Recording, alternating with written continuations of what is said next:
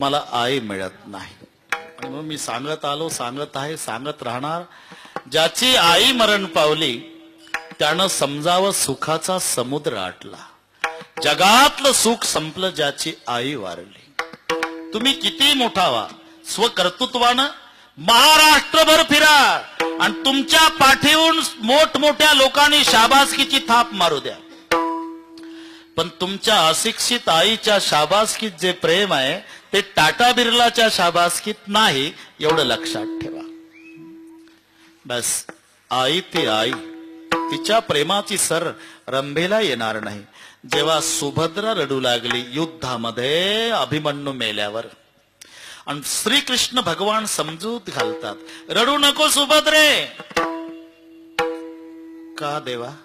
अर्जुनासारख्या वीराची बायको आहे तू, पंडू राजाची सून आहे आणि परमेश्वराची बहीण आहे. सुभद्रे, रडणं शोभत नाही तुला. देवा, हे नाते पाठ आहेत रे मला. मग मी अर्जुनाची बायको नाही रडत देवा, पंडूराजाची सून नाही रडत देवा, मी भगवंताची बहीण नाही रडत रे देवा, मी अभिमन्यूची माय रडते. हे तुला कळणार नाही देवा. तू पुढच्या जन्मी कोणाची आई हो, तुझं पोर असं लढाईत मरू दे, मग तुला कळेल पुत्र मेल्यावर आईला किती दुःख होत. किंबहुना धनुर्धरा जो मातेची आई उदरा, तो मातेचा सोयरा केतुला पा. आणि म्हणून काही खर्च येत नाही रे बाबा. अरे कुत्र सांभाळायला खर्च आहे सध्या, तेवढा मायबाप सांभाळायला नाही. केवढा खर्च चालला कुत्र्यावर. टब मध्ये बसवून कुत्र शॅम्पू टाकून धुवायचं, कोऱ्या टावेलनी रोज टावेल बदलायचा, कुत्र पुसायचा टावेल, आजचा उद्या नाही. वाटेल ते खाऊ घालायचं कुत्र्याला, आणि सायंकाळी 6 वाजता एसीच्या गाडीत पुढच्या सीटवर बसून फिरवून आणायचं कुत्र. याचं कुत्र एसीच्या गाडीत बसून फिरतं आणि याचा बाप न याची आई वृद्धाश्रमात परवाच्या भाकरी खाते. विचार करा. म्हणून कीर्तन संपल्यावर घरी जा आणि मंडईच्या पाया पडा. ती म्हणाल काय डोक्यात फरक झाला का काय तुमच्या? कीर्तन ऐकून आलो म्हणावं. हे सांगितलं त्या बाबानं? नाही, माझे डोळे उघडले म्हणावं. आज माझ्या माय बापाला वृद्धाश्रमातून घरी आणतो म्हणावं.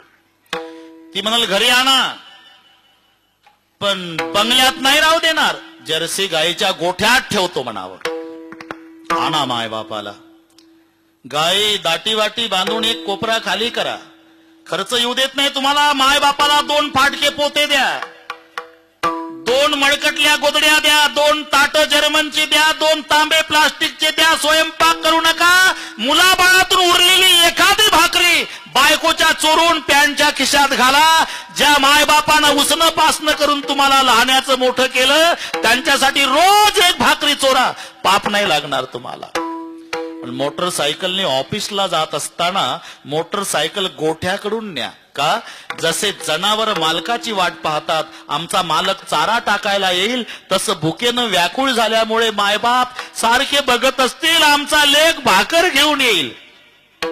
गोठ्याच्या पुढे मोटरसायकल उभी करा. उतरू नका, तुमची वेळ वाचवतो. खिशातली भाकरी काढा आणि कुत्र्याला फेकता तशी गोठ्यात फेका. भाकरीकडे पाहू नका, सेनात पडली का गव्हाणीत, तुमचं काम झालं. तुम्ही ऑफिसला निघून जा. आता तुमची माय तिला उठवत नाही. घुसत घुसत घुसत घुसत भाकरीपर्यंत येईल. ती भाकरी आपल्या जागेवर नेईल. अर्धी भाकरी बापाला देईल, अर्धी माय घेईल. दोघाच्याही मुखात दात नाही, भाकरी चावत नाही, भाजी नाही. दोघही ताकद लावून मायबाप आपापल्या अर्ध्या अर्ध्या भाकरीचा ताटात भुगा करतील, त्याच्यात पाणी वततील आणि भाकरी खाताना एकमेकाकडे पाहून डबडबल्या डोळ्यानं. तेव्हा माय म्हणल का हो, 4 वर्ष होतो आपण वृद्धाश्रमात, तिथल्या खाकी कपडेवाले कर्मचारी सेवा करायचे, रोज गरम चपात्या दुपारी द्यायचे हो. इथं 4 महिन्यापासून गोठ्यात कुत्र्यासारखी भाकरी फेकतोय आपला दादा. तरी बाप सांगल रडून, म्हातारे खरं सांगू, पांडुरंगाची शपथ घेऊन सांगतो मी तुला, 4 वर्ष त्या गरम चपात्यात मला आनंद वाटत नव्हता. तो माझ्या फेकलेल्या माझ्या दादाच्या भाकरीत वाटतो का? भाकर माझ्या दादानं दिली म्हणाल भाकर, माझ्या लेकानं दिली म्हणून भाकर, माझ्या राजानं दिली म्हणाल. अरे कुत्र किती प्रेमानं सांभाळा, चावल्याशिवाय राहणार नाही. माय बापाला फेकून भाकरी वाढा, आशीर्वाद दिल्याशिवाय मरणार नाही. मी रोज 10 मिनिट महाराष्ट्रभर मायबापासाठी घेतो. माझी वैयक्तिक भावना आहे, माझ्या शब्दाचा 10 जरी जवानांवर परिणाम झाला